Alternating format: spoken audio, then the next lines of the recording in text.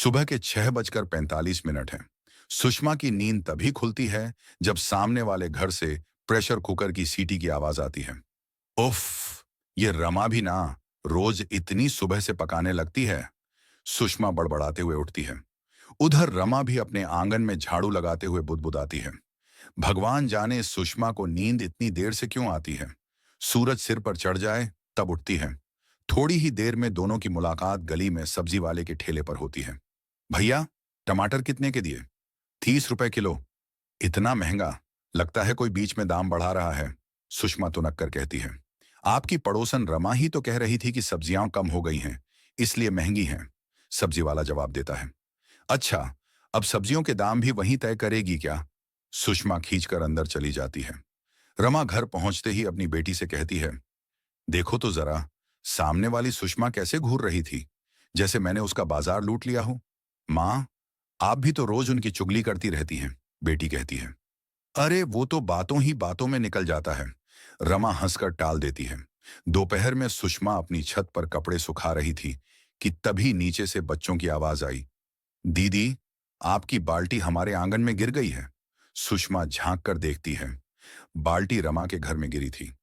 अरे रहने दो, मैं खुद ले लूंगी। रमा बाहर आई तो बोली, दीवार ऊंची करवा लो सुषमा, तभी तो रोज गिरती हैं चीजें। दीवार ऊंची करवा लूं या तुम अपनी जुबान नीची रखो, वही बेहतर होगा। सुषमा झल्ला गई। गली के सारे बच्चे हंस पड़े और झगड़ा शुरू। अगले दिन दोनों घरों में सन्नाटा था, मगर दोनों का मन भीतर से खट्टा हो चुका था। रमा की गैस खत्म हो गई। सिलेंडर वाला शाम तक आने वाला था। बेटे ने कहा, माँ, सामने वाले घर से उधार गैस ले लो। नहीं बेटा, मैं उसके घर से कुछ नहीं मांगूंगी। उसी वक्त बिजली चली गई और सुषमा के घर का इन्वर्टर भी बैठ गया। बाहर से आवाज आई, दीदी, हमारे घर का इन्वर्टर चल रहा है, चाहो तो चार्ज कर लो फोन। सुषमा को पहचानने में देर नहीं लगी। ये रमा की आवाज थी। पहले तो सुषमा चुप रही, फिर धीरे से बोली, धन्यवाद, पर मैं संभाल लूंगी। शाम को बारिश शुरू हुई। गली में पानी भर गया। दोनों घरों के आंगन में पानी अंदर घुसने लगा। सुषमा की नाली बंद थी और रमा के घर से पानी बहकर उसके दरवाजे तक आ गया। रमा दौड़कर आई। दीदी, ईंट लगाओ दरवाजे पर, नहीं तो पानी अंदर जाएगा। अब तुम्हें मेरी चिंता है? पड़ोसी हूं ना, क्या दुश्मन।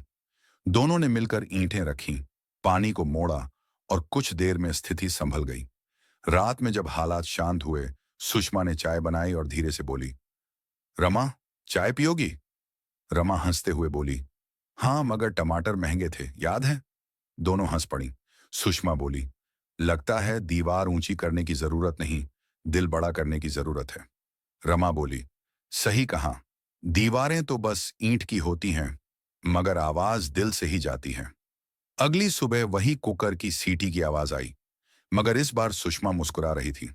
उसने खिड़की से आवाज लगाई, रमा, आज क्या बना रही हो? दम आलू। तो एक कटोरी मेरे लिए भी भेज देना।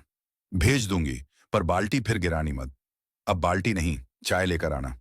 और यूं ही दो घरों की दीवार के उस पार जो आवाज रोज झगड़े में दब जाती थी, अब हंसी में गूंजने लगी। कभी कभी पड़ोसी सिर्फ घर नहीं बांटते, बल्कि रिश्ते जोड़ते हैं।